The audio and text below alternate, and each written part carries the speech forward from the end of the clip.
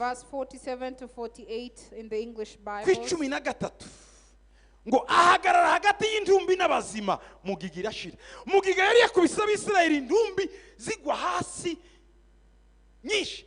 Imana ibwira Mose ngo hamagara Aroni ajyana icyotero ashiremo imibavu yirukanka. Aroni arirukanka ageze hagati atangira gushiraho imibavu. Muri uwo mwanya intumbi zihagarara iruhande, zigwa iruhande, abazima bahagarara. Mugigira ahagarara hagati y'urupfu n'ubugingo. Umwinginzi, umuntu usana n'umuntu uhagarara hagati y'urupfu n'ubugingo.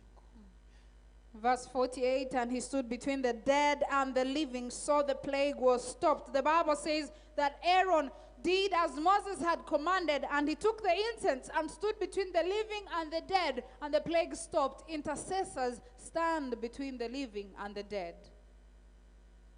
Imana iragusaba ngo uhagarare hagati y'intumbi z'iwanyu n'abazima b'iwanyu. God is asking you to stand between the living and the dead Bivuze of your iki? family. What does Niba hari this abo mufite bakijwe iwanyu basengere. Niba hari abapagani mufite b'intumbi basengere. Hagarara hagati icyo cyorezo kitabamara mwese. The Bible is clear. It means if you have dead people in your family who do not know God, pray for them. If you have living people who know God, pray for them that the plague may not destroy them. Icya kabiri nababwiraga noneho si uguhagarara cyangwa se kuziba icyuho. Guhagarara mu cyuho ahubwo ni ukuziba icyuho. The next thing that I told you about, it is to repair the gap. Hari abagabo babiri mvuga gusa, hari Solomoni ndetse na Nehemiya. I'll talk about Solomon and Nehemiah. Iyo wiyemeje rero gusa n'icyuho. Now, when you decide to repair the gap, Yego, guhagarara mu cyuho bakwihangana. Ariko gusa n'icyuho intambara zirabyuka. when you stand in the gap, they can put up with you. But when you decide to repair the gap, battles rise. Kubera iki? Why? Iyo umuntu ahagaze aha, When you stand in the gap, d'office aba ari umunyentege nke. you are weak naturally. Tiwakwiriye guhagaze ahantu umunsi wose. You cannot stand in a place the whole day. Ushobora kurangara, ushobora guhunyiza. You may be distracted, you may slumber, Ushobora kuba korompi bakaguha ruswa. you may be corrupted. Ariko iyo muhafutse, But when you repair the gap, ntabwo uha iki gikuta ruswa. you will not give corruption Ni to ukuvuga the ngo rero wall. guhagarara mu cyuho Standing in the n'iby'igihe gap gito. is short term, Ariko gusa n'icyuho but repairing the ni gap, imikorere it is a system umuntu agomba gushyira. that you have to put in place.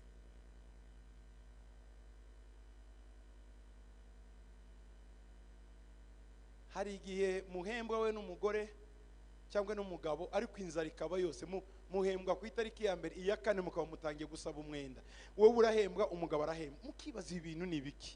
Mukaza icyo gihe hari igihe muza gusengerwa tukabasengera inyatsi, tugahagarara namwe Mana ntibaburare, ntibasoze, ntibabura icyo bishura nani umuki wabo hari n'umubayeri Rent. nuko wawundi.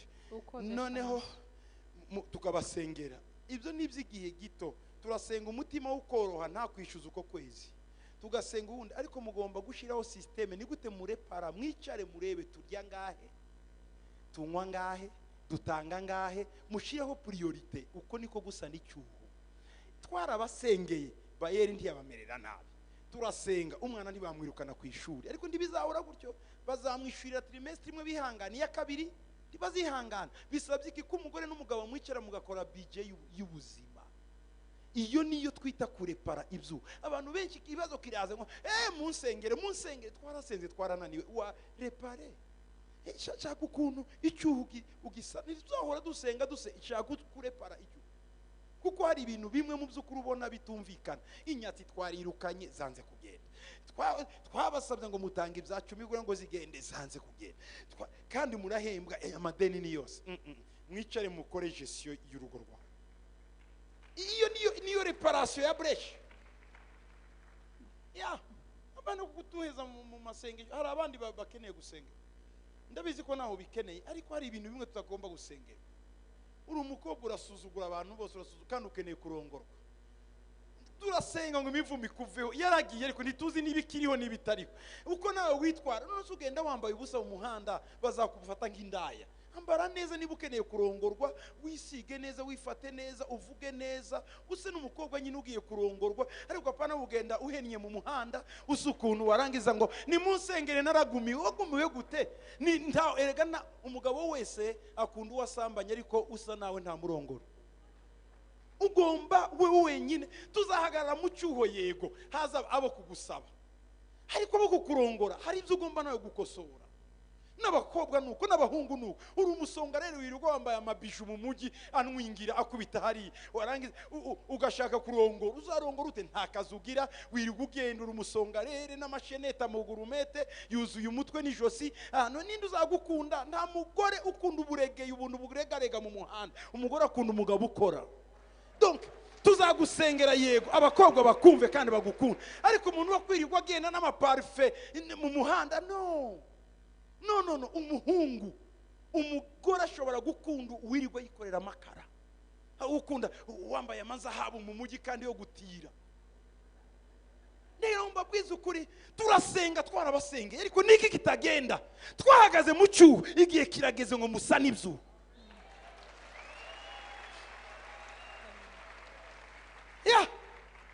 Ni musa n'ibyo, mureke kuturusha, mureke namwe kwirushya. Ibyumba by'amasengesho warahinduye Karuruma, urahindura ujya Nyamyumba, urahindura zamuka Gisagara, none ugeze ka Gitumba. Ntacyo uzabona. Icara uvuge iki cyuho ni kinini, umuntu agisanate. Si amasengesho azagisana gusa, hari igihe amasengesho yakoze abantu bagarara mu cyuho ndi waba icyo ugomba kuba. Imodoka ndizakugonga, inzara ndi yakwica, abantu ndi bagukurega ikundiro, ariko none nawe ushakisha uburyo bwo kubana n'abantu. Ugira karirimbi kabi, abahungu baje gukureba bose uba wababwiye nabi, ugira ijisho ribi. Umuhungu wese ukurebye uramureba nabi, umukobwa ukurebye hindura ijisho ryawe. Niba ushaka kubaka, hindura imvugo yawe, bana n'abandi, reka gusuzugura abantu bose. Bumuntu urashaka ibintu ariko ntushaka gusa nabyo. Ifo kumenya igihe cyo guhagarara mu cyuho n'igihe cyo gusa n'icyuho.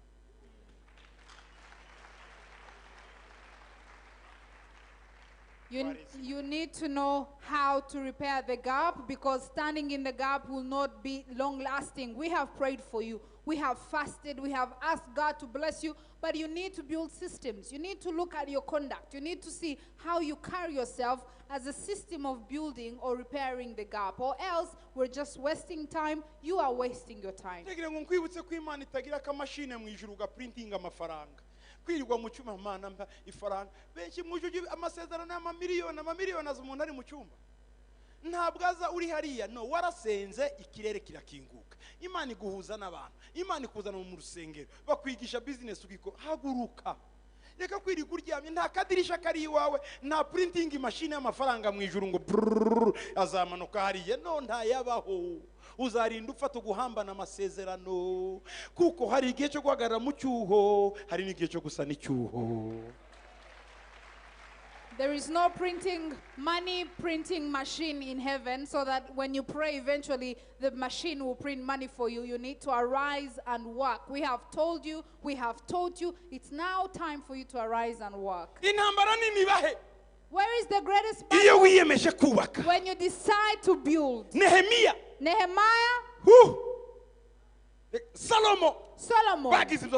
Solomon had this problem. 1 Kings 11:27. Impamvu yatumye agomera umwami niyi. Vuga ngo niyi. Mwahasoma. Niyi. Nuko Salomo yubakaga Milo, agasana icyuho cy'inkike z'umudugudu wande. Wase Dawidi atangiye kubaka ibyuho byo kwa Dawudi, Yeroboamu yarasaza ararakara. Wari wagira abanzi se, uzabagira utangiye kubaka. And this is what caused him to rebel against the king. Solomon had built the Milo and repaired the damages to the city of David his father. Agomera umwami. He rebelled. Kuko gusa yavuze ngo hari ibyuho bihari tujye kubisa. Because he said, let's repair the gaps. Nubyuka batiyeme. Ngewe ba madame cyangwa ba monsieur ibi cyo kurirwa tuvuga habirandambe ngiye gushaka icyo abana barya bazakurwanya. Kuko wafashe inzira yo kujya kubaka. Ariko humura, Iyo Imana ibonye nawe kugiye kubaka izo ntambara ntuzitinye, irakurwanirira.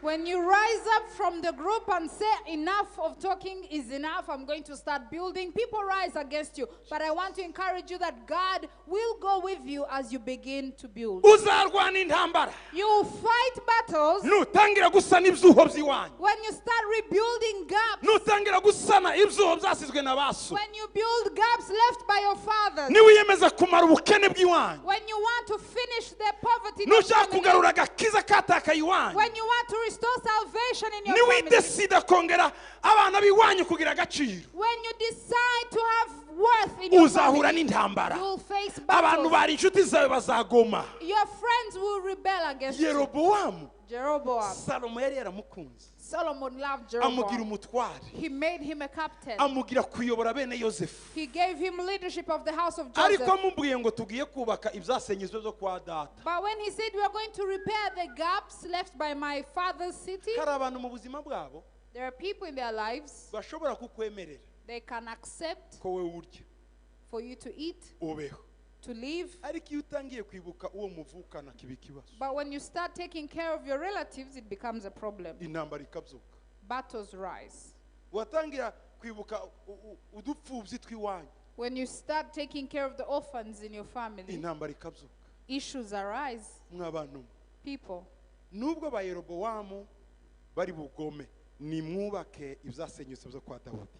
though Jeroboam's rise against you, rebuild the city of your family. O Bene David. wacu, Our bene relatives, wanyu, your relatives, hari ibyuho they have gaps bikenewe kubakwa. that need to be Nitwe repaired. tuzabikora. And we are the ones to Igihe repair cyo them. guhagarara mu cyo kirarangiye. Time to stand in the gap has ended. Ibyo kwirirwa ubaha amafaranga ko ari wowe ukize wenyine birarangiye, bigishe nabo bakore.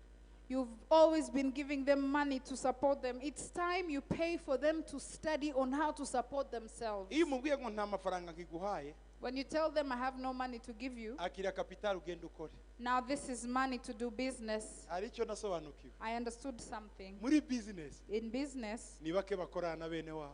few work with their relatives. Arakwambura ukabura aho umuregera. They steal from you and you have nowhere to report them. Niwibeshe business yawe ukayiwo muvukana, arayirya kandi numubohesha niwe uzagemura. Uramuga ati tugenda basi nta kundi. If you give business to your relatives, they will steal from you and you can't put them in prison because you end up spending on them as they are Icyo in tuzakora prison. rero, So this is what we'll do. tubabwire bige nabo gukora. Let's ask them to learn how to work Nabo babeho. so that they live better Bibesheho. lives, so that they support Ariko themselves. kubaha buri munsi But giving them money every time, n'icyuho tuziba igihe gito. we're just standing in the gap for a Kandi short while. ntibashima. And they are not thankful.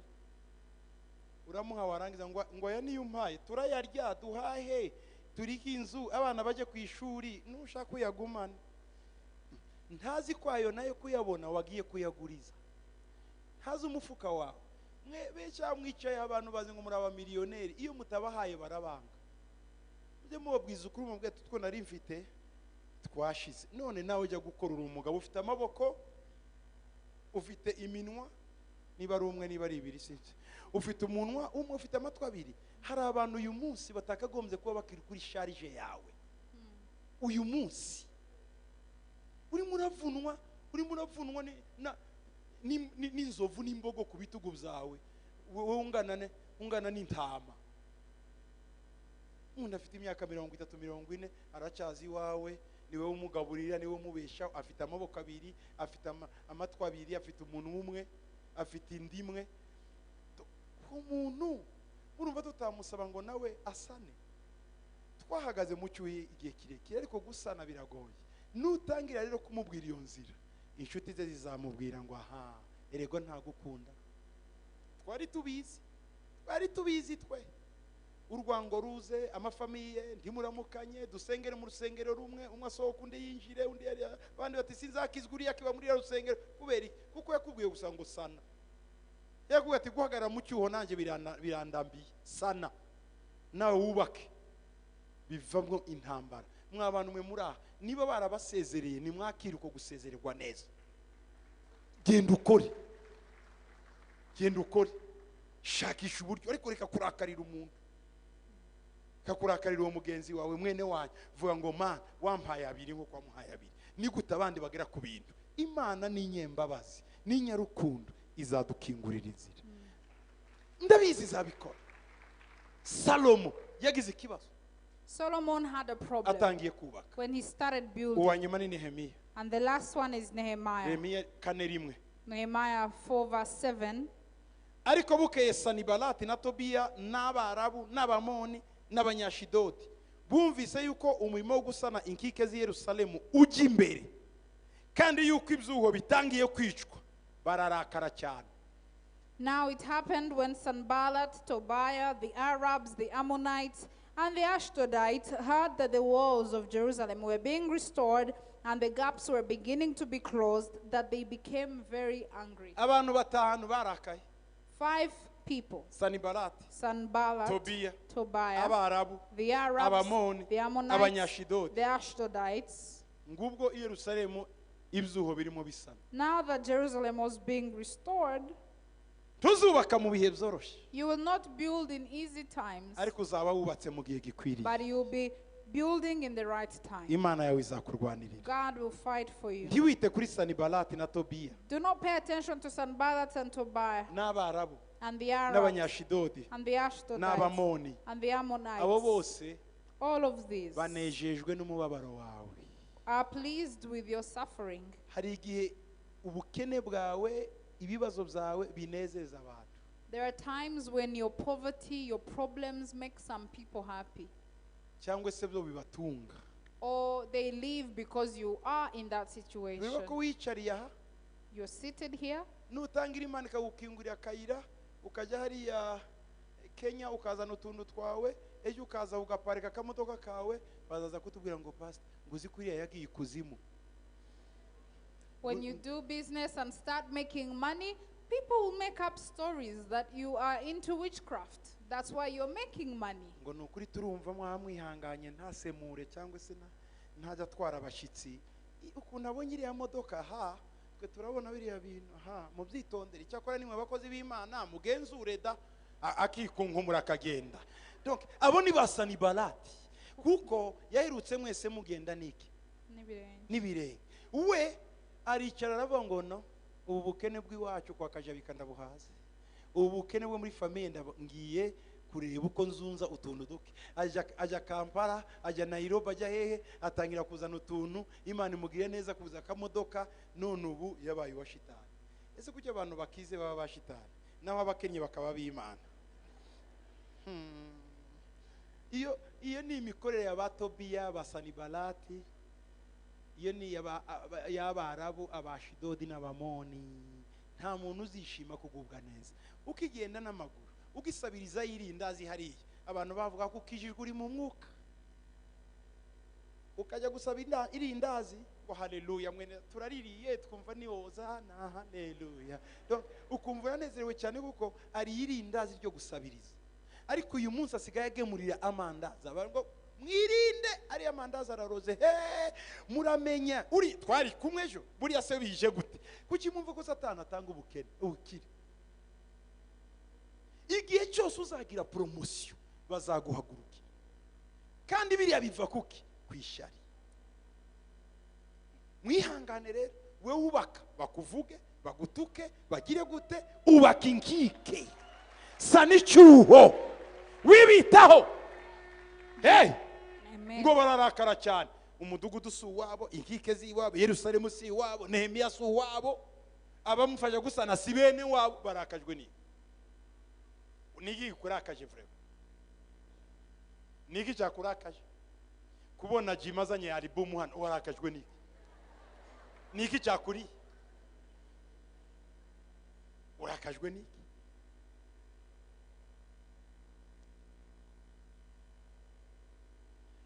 Imana idukure mu mwuka wa Sanibalati twemere twishimire bene wacu ko batera imbere. Nimutere imbere mu izina rya Yesu. Nimusane nimwubake bicemo mu izina rya Yesu. Muve mu bukene muve mu butindi. Imana ibakura aho hantu mufate inzira yo gusana muve mu guhagarara mu cyuho ahubwo musane ibyuho. May you come from standing in the gap but repairing the gap. May God give you the strength and resources that you need to repair the gaps. Zaburi 144 turangiza 14 na 15. As we conclude Psalms 144 verse 14 to 15. Ngo amafizi yacu agira imitwaro iremereye. Ngo he kugira abatwaranira mu byuho cyangwa basohoka kurwana. Kandi mu nzira zacu he kuba umuborogo. Hahirwa ubwoko bumeze butyo. Hahirwa ubwoko bufite uwitekaho Imana yabwo.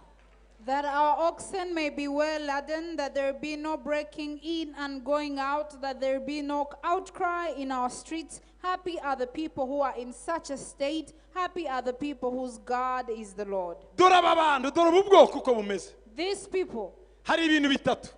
there are three things. Ijambo rya mbere, The first, ngo ibimasa byaho birikoreye. their oxen are well laden. Ibimasa igihe cyakera ubu ni nk'amaremoreke amakamyo afite ibiryo arazana aragemura. Oxen are compared to trucks today. They carry food, they bring food. Biragaragaza kandi imirimo gukora. And it also shows working hard. Ikimasa Oxen ni igisobanuro cy'umukozi. explain someone who works hard. Hahirwa ubwoko bugira abagabo n'abagore bakora. Blessed are the people who have men and women who work hard. Muranyumva neza? Do you understand? Nicyo kimasa. That's the oxen. Icya kabiri, Number two, ngo hariho abasanye ibyuho mu buryo umuntu adapfa kwinjira no gusohoka. they repaired the gaps in a way that no one breaks in or breaks out. Ngo nta muborogo uri mu mihanda yabo. There is no outcry in the Kubera streets ko abanzi binjiye bakabagirira nabi. because the enemies have come. No. Ariko ubu bwoko burazitiwe. But these people are surrounded. Ibyuho byose barabyishe. They have repaired all the gaps. Abo bantu rero These people barahiriwe. are blessed. Icya gatatu, Number three. iri jambo rivuze Number three, that ngo ubu this person- bwoko these ngo people bufite uwiteka w'Imana yabo. have God as their Lord. Bufite uwiteka w'Imana yabo. Have God as their Umva Lord. ibintu bitatu Three things bizatuma ukomera. that will make you great. Icya mbere, Number one, Imana no kuba Imana yawe. God to be your Icya God. kabiri, Number ni two, ukuba umukozi. you need to work Icya hard. gatatu, Number ni three, ukuba umurinzi w'ubuzima bwawe. you need to watch over your Shira life. sekirite ku mutima wawe, Establish security around your hanyuma ube life. umukozi, And work hard. hanyuma wiha Imana, And then give yourself ngo to hahirwa God. ubwoko bumeze gutyo. Blessed are you. Hahirwa ubwoko bumeze gutyo. Blessed are these people Buyobowe n'Imana, led by God, bufite sekirite umutekano uhagije, having security, kandi abaturage bakora cyane. and the people working hard. Imana ibaha umugisha. May God bless you. Imana ibagiriye neza. May God bless you. Reka mbasabire I would like to pray for wiyemeze decide kugeraho Imana umwami wawe, to have God as your king, gushiraho sekirite y'umutima wawe, to have security around your heart, ikindi no gukoresha amaboko yawe. and to work hard with your hands. Reka duhaguruke dusenge Imana. Let's rise up and pray. Watugiriye neza data, You have blessed us, Father. urakoze Thank you kugiye kutuzibira ibyuho for byose. you're about to repair gaps in our lives. Turatashye, We're leaving. utahane Going home. natwe, Go with us ariko ubane natwe. and be with us. Ubuzima bwacu Our lives, buguheshe icyubahiro icyumweru cyose, let them glorify you this whole week, kandi tube abo gusa n'ibyuho, and let us be repairers of the mu izina gap. rya Yesu. In the name of Amen. Jesus. Amen. Mutahane na Yesu abagiriye neza, Go with Jesus and may he bless kandi you abakomeze and may he keep you muri byose. in all. Bye bye. I'll see you next week. Kuwa kabiri, kuwa gatatu, kuwa kane, kuwa gatanu ndi kumwe namwe. I'll carry on the seminar from Tuesday to Friday. Is your name, Jehovah. Satani nayo ari ukuntu yaranje wahindukira wamubona bya byishimo byose bikayoyoka ukamanika amaboko, ariko wapfuye ukavuga atari komana uyu mwenda nzawuva mu ryaraba, amaboko agakomeza aheze hejuru ariko yamanutse. Icyuho ni ikintu kibi mwabandumwe. Gaps are terrible. You come to church, the worship team leads us in praise and worship, and you are so blessed and you are so taken by the power of the Spirit. But when you open your eyes and you see the person you owe money, you lose the power and the strength. Hari ubuza kuva mu nzu akavuga ngo ndanyura mu yihe nzira, So, ugatekereza inzira ya leta abantu bose bacamo, ariko ukibaza ngo ndacyahi, twakubitana nawe ndabigenza nti, ugafunga telefone ugahindura amanimero, kandi ufite abandi bangombwa bakuvugisha kubera icyuho. because of the gaps, Because of gaps, you leave your house and you wonder which way will you take so that you avoid meeting them. Because of gaps. icyuho cy'ubukene, Gaps of poverty. icyuho cy'imyifatire mibi, Gaps of immorality, gaps of immorality. icyuho mu buzima. Gaps.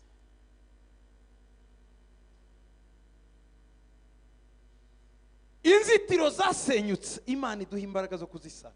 May God give us strength to rebuild the hedges. Imana ikubakire inkuta zawe muri uyu mwaka kugira ngo nawe ugende ushize amanga.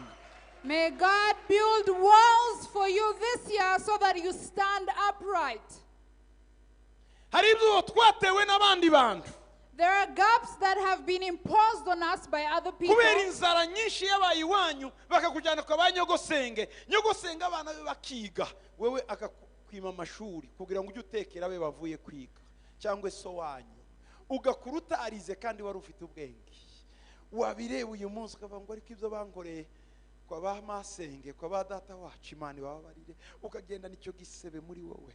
Kubwire hari uburyo wagisana. Imana irashaka ko dusana, twongere twiyubake. Si amashuri, si ba masenge, si bande. Imana igiye kutwubaka. Imana igiye kutwubaka, kutugarurira ibyo twatakaje byose.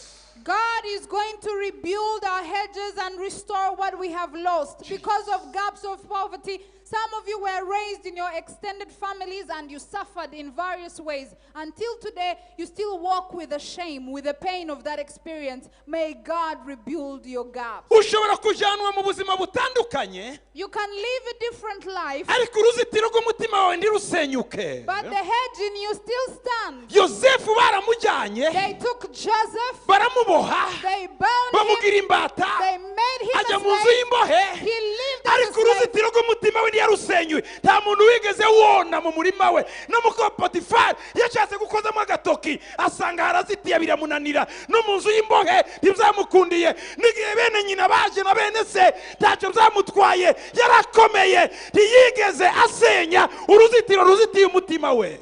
He kept his hedge, an example of Joseph. He lived in the house of Potiphar, but Potiphar's wife never touched him because he had a hedge. In the prison, no one ever touched him because of the hedge standing. Ushobora kuburara ariko ntiwemere ko umutima wawe uburara. Ushobora kwambara nabi ariko ibitekerezo byawe ntubzambike nabi. Ushobora gutukwa ariko ntiwemere ko umutima wawe utukwa. Rinda umutima wawe kuruta ibindi byose birindwa. You may sleep in the night without having eaten dinner. You may be suffering in various ways, but your heart is not suffering. I admonish you to watch over your heart above everything else. Ejo bundi banditse igitabo, mu psychologue ukomeye yanditse igitabo kivuga ngo Trump ni umusazi. Arangije aja kuri Twitter avuga ngo ndi umujeni. There is a psychologist who wrote a book about Trump and said Trump is mentally ill, and then Trump went on Twitter and said, I am a genius. Yaravuze ngo ndi umuhanga uruta abahanga. Trump said, I'm a genius. Tigeze avuga ngo ariko polisi yanje mwagiye gufata uriya musazi. Yaravuze ngo ngewe andika ariko ngewe icyonzi ndi umujeni. Trump did not ask the security services to throw in prison the person who wrote about him. He said, I am a genius. I know I am a genius. Reka nyembabwira impamvu nemera ko Trump ari umujeni. Let me tell you why I believe Trump is a genius. Ntiwaba umuswa ngo ugire miliyari 7 z'amadolari. Aba professeur ba university badafite n'ibihumbi 100 ku. You cannot be a fool and own at least $7 billion when professors from universities have no money. Babwira ikindi Trump arusha abantu. Let me tell you something else that Trump has. Trump yagize igihe kinini cyo kwiga psychology y'abanyamerika, igihe cyose imyaka 8 Obama yarategetse. Hanyuma biri yavuga nibyo bashaka.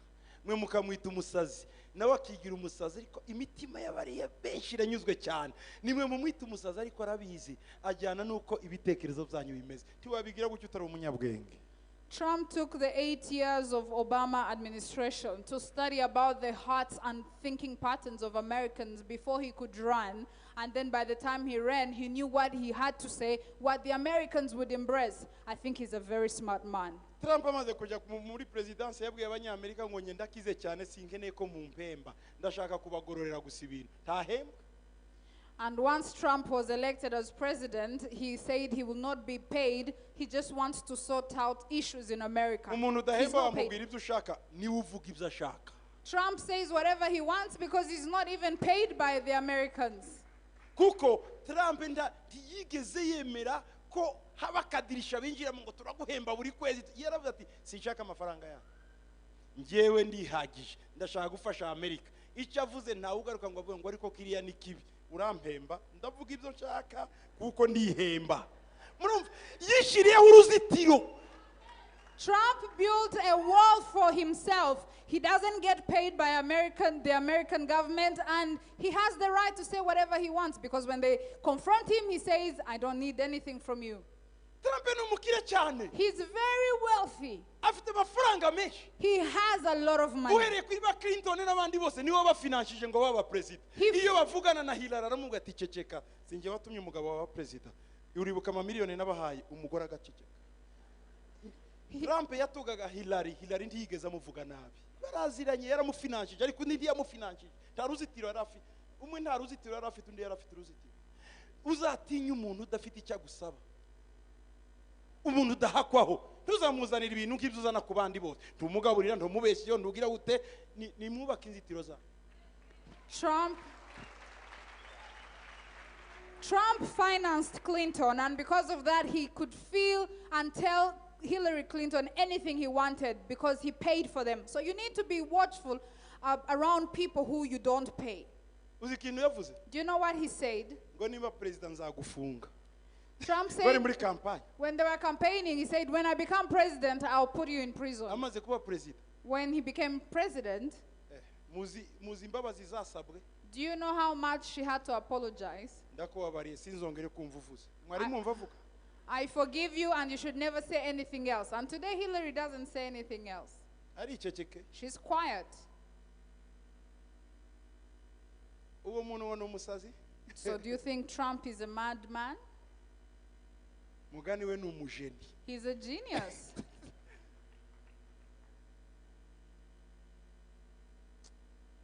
Iyo wigize agatebo uyora ivu. When you allow people to cross boundaries, they get away with so much. When you make yourself a basket, everyone can throw in the basket whatever they want. Not a basket, a dustbin. Dustbin, a trash can.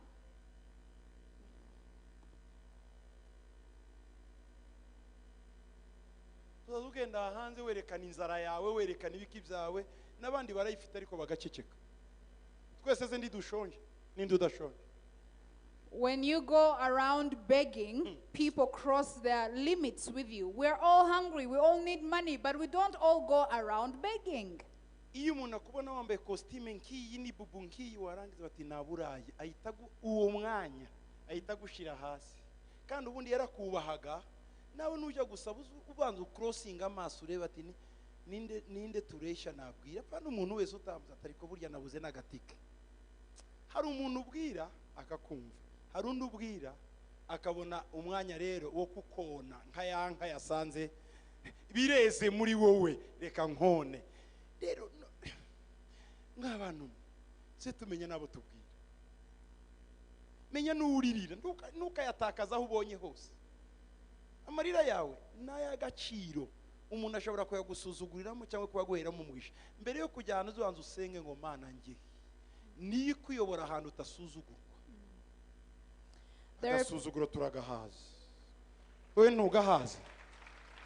There are people who look at you all smart and dressed up, and then when you go to beg, immediately they disrespect you. So I would like to advise you to think and pray for wisdom, even when you have a problem, to know who to ask help from.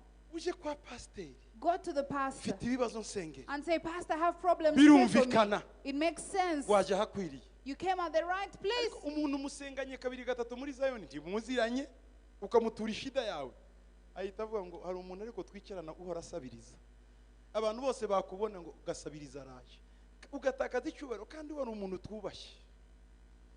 But you've been praying with someone here for some time, short time, and then you start begging money from them. Immediately they disrespect you. Yet they had respect. Ndabizi ko umuntu adahaguruka gusaba amafaranga atarokwa Kenya abashonje. I know when people ask for money, they really need it. hari abashonje, There are people who are really hungry. hari abashonje. There are people who really need the money. Imana yawe yakuzanye ku isi The God who brought you here, nuyipfukamira when you kneel down to Him, irakwereka ahantu n'inzira.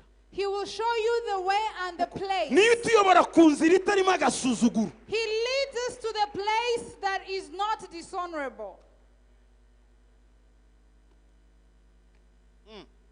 Reka twongere dusane urwo ruzitiro. May we repair the gap. Hari uburyo bubiri rero bwo gukemura icyo kibazo cy'ibyuho. Uburyo bwa mbere ni uguhagarara mu cyuho, uburyo bwa kabiri ni ugusana icyuho.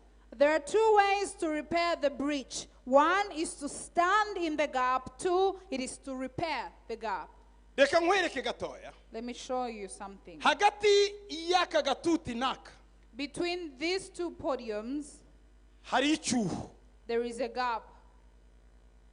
Hari uburyo twakora gutya. Two ways we can solve this. Nahagarara. I could stand in between, Umuntu ushaka guca hakabura inzira. and people who want to pass through, they have no way to pass through. Hari ubundi buryo. There is another way. Nakora kandi nkagahuza n'aka. I can build something to connect the two, Kakahaba. and it's there forever. Guhagarara aha So standing here, babyita guhagarara mu cyuho. standing in between is standing in the gap. Gushiraho akandi gatuti cyangwa se kubihuza byombi But connecting the two podiums, ni ugusana icyuho. it is repairing the gap. Ibyo byombi The two, mu rurimi rwa Yesaya abyita kwica icyuho. Isaiah calls them repairing the breach. Kwica icyuho. Repairing the breach. Reka mbabwire itandukanirizo riri muri ibi byombi.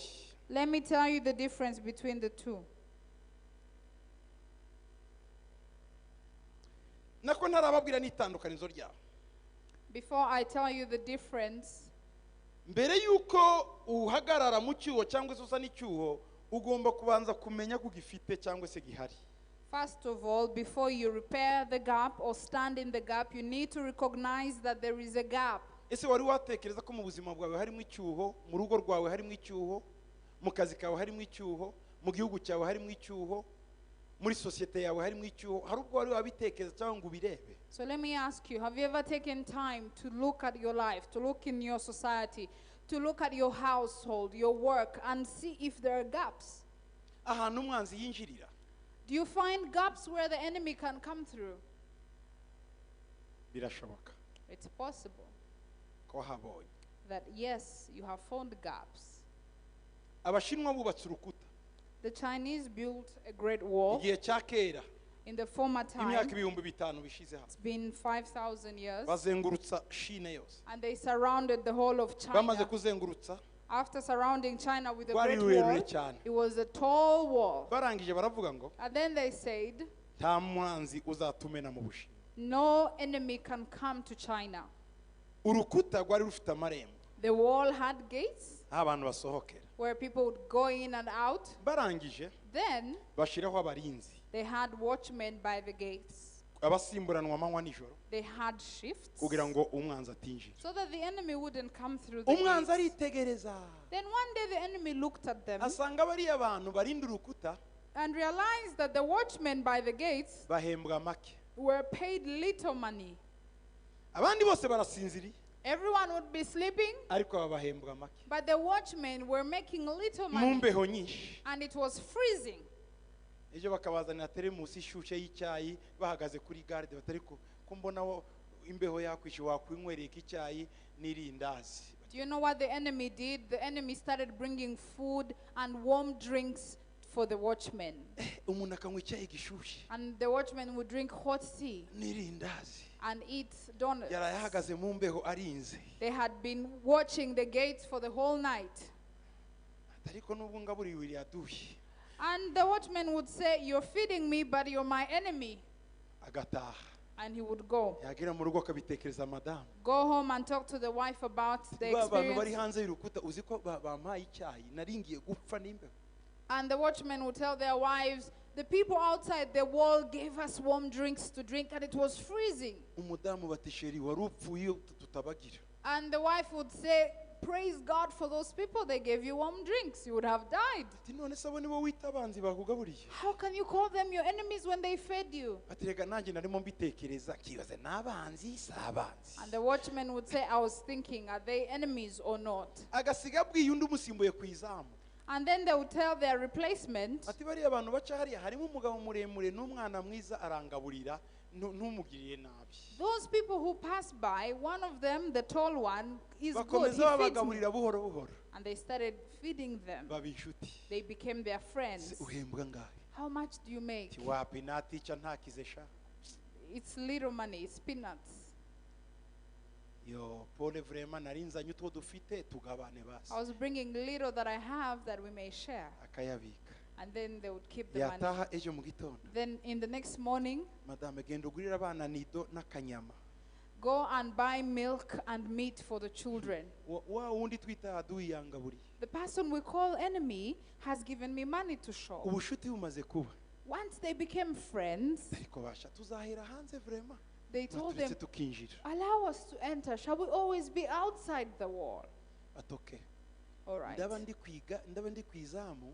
I'll be on the gate watching. ngiye gutuma uriya mugarde hariya n'hariya wowe tureba ningira ntya uhite winjira. I will face you. If I signal you, walk through and enter the gate. mu gitondo kimwe One morning, ubushinwa bwisanze umwanzi ari mu gihugu hagati agenda. China found itself with the enemies inside. kandi baragiriye benshi neza. Yet they had blessed so many. uko niko ubushinwa bwaguye igikuta kitaguye. That's how China fell with its wall. urajya uva neza. Do you hear me? igikuta cya mbere The greatest ni wall imbaraga z'umutima wawe. is the power of the heart. kutaba korompi warya utarya waburara utaburara. korupsiyo yica igihugu. korupsiyo yica umuryango. korupsiyo ruswa irica. umuntu ufite imbunda ayirambika hasi kuri bere bitanu. emara kubirambika mu mfuka kuvuga ngo tambuka vuba atakubona atagenda vuba agira gutya ukiruka. imbunda iryamyaho ariko bitanu zamuboshye. ruswa nimbi nicyuho gikomeye muri society. Corruption is the greatest gap in the society. People lose things, people lose weapons because of corruption, because of the little money they are being offered, the gaps that open. mw'abakristo mwe muri aha Believers who are here, niba urya ruswa if you are corrupt, urimo icyobo kinini cyane. you have a terrible gap in you. nta mbaraga ugira zo kuresisita ikibi. You have no power to resist evil. kandi ntushobora guhagarara ku kuri. And you cannot stand in truth. niba utahagarara ku kuri ntiwabwiriza ukuri. If you can't stand in the truth, you cannot preach the truth. ruswa Corruption, iyo imaze kwinjira mu muntu ntabona. once you are corrupt, you can't see. umuntu urya ruswa People who ashobora are kurya corrupt, miliyoni ashobora kurya iya bibiri. corrupt people can take in 1 million or even 2,000 francs. ngo ariko bagufatanye bibiri. Only 2,000 francs? tewana nashutswe kabisa. I was beguiled.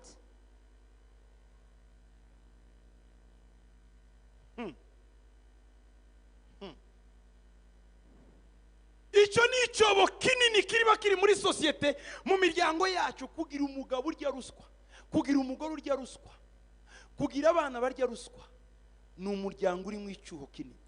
It's a terrible gap, it's a terrible pit to have that in the society, in families. If your husband is corrupt, your wife is corrupt, and the children are corrupt, it's terrible. ingamba zose ku isi aho ziba zikaba ni nziza. imitekerereze na sisiteme ni nyinshi, ariko iyo bijya mu mitima y'abantu bari korompi ntaho bijya. ubushinwa bwagushijwe n'abari bahagaze ku marembo bagaragaje ko bashoboye kubaka igikuta ariko bibagirwa igikuta cy'umutima.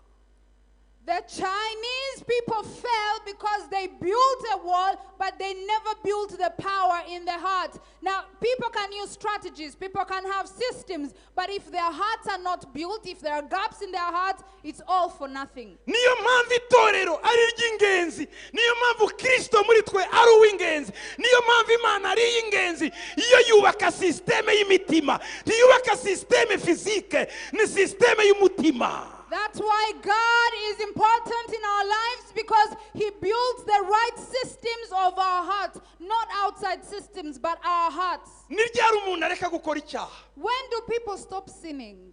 Ni igihe afite igikuta muri we akavuga ngo nubwo ntawumbona, nubwo ntahundi ntabyo nkora. It's when they have a wall in their hearts that say, even though no one sees me, I will not sin. Icyo ni igikuta uba ufite. That's a wall within you. Twese turaha All of us here, mu bihe bimwe n'ibindi. at given times, Imana yadushize ahantu itugerageza, God led us to a place where He tried us. ikadushira ahantu He took us places itureka twenyine. where He lets us remain by Nta jisho rya ourselves. diakre, rya pasiteri, rya profete, rya apotre, rya nde, wowe wenyine gusa. Imana ikareba ukuri bugenze uwo muntu, ukuri bukore icyo kintu. Iyo ubashije kunesha ubuzitiwe muri wowe, iyo uneshejwe uba ufite icyobo muri wowe. God took us places where we were by ourselves with no eyes of the pastor, the deacon, the apostle, the bishop, the prophet, and He tested us to see that we overcome. If we overcome the tests with no one looking at us, then we have strong walls. Icyo Imana idusaba uyu munsi ni ukugira conscience yo kumenya ngo hari ibyuho bihari God is asking for us to have conscience, to know that there are no gaps mu buzima bwacu, in our mu lives, mikorere yacu. in how we do. Yesaya 22:9 Bibiliya iravuga ngo mubonye ibyuho byo mu murwa wa Dawidi ko ari byinshi. Isaiah 22 verse 9, the Bible says, you also saw the damage to the city of David, that it was great. The damage is great. The damage was great. Ibyuho byari byinshi, byari bikomeye. Ngo mwabonye uko mu murwa wa Dawudi, umurwa wubatswe na Dawudi, ko wuzuyemo ibyuho byinshi. Have you seen the damage to the city of David? Imana impa amaso nawe guha amaso yo kumenya ibyuho biri mu buzima bwacu, ibyuho biri mu mago yacu, biri mu bana bacu, mu bagabo bacu, mu bagore bacu, muri sosiyete yacu. Imana iduhe kubibona. May God give us the eyes to see all the damage, all the gaps in our lives, in our families, in our workplaces, in our society. We need to see the damage, the gaps. Ushobora kumva ibyo abantu bavuga ukabona ko icyuho ari kinini. Iyo urebye uko abantu bitwara ubona icyuho ari kinini. Iyo ureba uko amago y'ubu ameze ubona ibyuho uko ari binini. Ukubona ku kazi uko abantu bakorana ushobora kubona mu ibyuho. If you observe how people live, how people speak, how people manage their lives, you can easily tell the gaps or the damage. Bavandimwe, Brethren, nitumara kubona ko hari ibyuho, once we see the gap, reka twihe ingamba yo kwica ibyuho. let's decide to repair the gap. Uburyo bwa mbere nababwiye rero The first, ni uguhagarara mu cyuho. it is standing in the gap. Guhagarara mu cyuho ni ibintu biri temporele by'igihe gito. Now, standing in the gap is temporary. Ibyo nibyo bikora abasenzi, This is done by intercessors, ibyo nibyo bikora abamediateri abaje kubunga. mediators. Ntabwo umuzi ahora iwanyu mu rugo, aza rimwe akagenda akabasigira ikiba. Donc icyuho abagihagararamo ni saisonnière, ni igihe gito. Now, people who stand in the gap are just for a season. Mediators come in your house just for a season. They don't live there. Bibiliya iravuga mu Itangiriro 20:6-7 turabona Abrahamu agiye gusa n'icyuho cy'urupfu cyari mu nzu ya Abimeleki. Bibiliya iravuga ngo Abimeleki subiza Abrahamu umugore we kuko ari umugore we kugira ngo udapfa. None Abrahamu nagusengere urugo rwawe ruragira amahoro. Abrahamu nahagarare mu cyuho cy'inzu yawe, nahagarara gusengere nagusengera urupfu ntiruzi. When we look at the book of Genesis 20, verse 6 to 7, the Bible tells us that Abraham stood in the gap for King Abimelech because King Abimelech was about to die for having taken Sarah. And the Bible tells us that God told him to go to Abraham and ask Abraham to pray for him, then he would live. Abraham stood in the gap for Abimelech. aburahamu yahagaze mu cyuho He stood in the gap mu gihe runaka in a given time. ntibihagije It's not iyo enough. umuntu ahagaze mu cyuho When you stand in the gap, bisaba ko nawe noneho intambwe ikurikira ari ukubaka. what you need to do next is to repair the gap. hari igihe itorero hari igihe ubuzima dukenera abasenzi ariko abasenzi ntibahagije tugomba gushyiraho sisiteme tukubaka. There comes a time when the church or a society needs intercessors and they will pray. But that's not enough. We need to also hari repair. igihe mu rugo rwawe ukenera amasengesho ikindi gihe ukubaka ugakora. You can need prayers for your marriage, but you also need to build a system of making things work in your marriage. hari abagabo uzumva bavuga ngo ngewe ngo madamu asigara asenga akajya ku mavi. Madamu arasenga ariko umenye ko icyuho ari ikigihe gito. Ugomba gushyiraho sisiteme ituma utabeshwaho na serumu y'amasengesho y'umugore wawe. There are men who say, I live because my wife always intercedes and prays for me. But I want to tell you that that is not long lasting. Eventually she will give away. You need to build a system.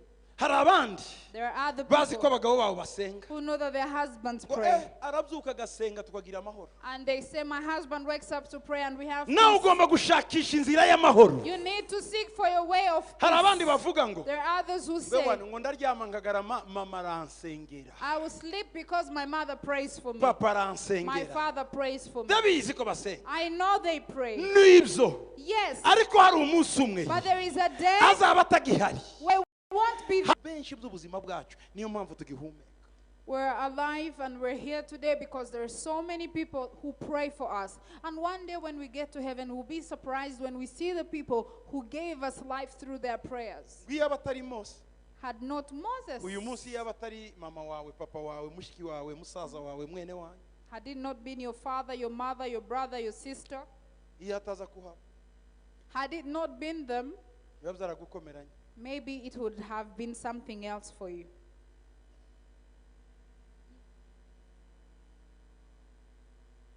imyaka itatu mbere y'uko tugira ibibazo 3 years before I had problems, cyangwa ine gutyo or 4, imana yarambwiye God told me ngo nze ndebe abasenzi to come and look for intercessors mu miryango 12 in the 12 families, kuremo umwe umwe to get one by one from each babwire bajye family, bansengera buri munsi. and to ask them to pray for me every day. ndabahamagara I called them, mbajyana muri biro I took them to my office, ndabaganiriza I talked to them, ndababwira and I told them, ndashaka ko munsengera I need you to pray for me. ko muri 12 12 of you mujye muhana amaturo yo kunsengera. have a turn to pray for me. barabyemera. And they accepted. uzi icyambabaje Do you know what hurt ngize me? ibibazo When I had problems, benshi muri bo nibo bantereranye. it's most of them who abandoned me. abo nibo bari bahagaze mu cyuho cyane. Those who were meant to stand in my gap. imana yari yarambwiye God had told ngo me, shaka abasenzi search for na intercessors. babiri. 12 ubakuye mu miryango 12 from the 12 families. bagusengera. Ask them to pray for you. baza kundeba They came to see baravuga me ngo twarwanyijwe cyane. and they said, we're being fought. ndababwira nibyo I said, yes, it's bagomba true. kubarwanya They have to fight you kuko mwikoreye umutwaro ukomeye. because you're carrying a heavy burden. nimumpeke mu gihe runaka. Carry me for a given time. ikindi gihe Another time, sinzabakenera byenda nziheka. I will not need you. Maybe I'll carry myself. yesu yajyanye abigishwa batatu Jesus took 3 disciples i getsemani to Gethsemane kugira ngo bamuheke. that they may carry him. icyamubabaje Do you know what hurt him? bose barasinze. They all slept.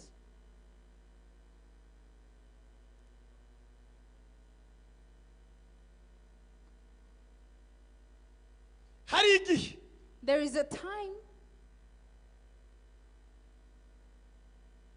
mu buzima bwacu dukenera abaduheka.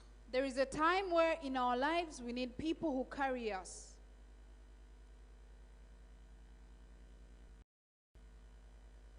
iyo babonye When we find them, wambuka aho ugomba kugera ugifite imbaraga. we carry on, we cross over still in our strength. ariko iyo babuze But when you have no one to carry you, unanirwa kubageza iyo bagomba kujya nabo ntibagereye.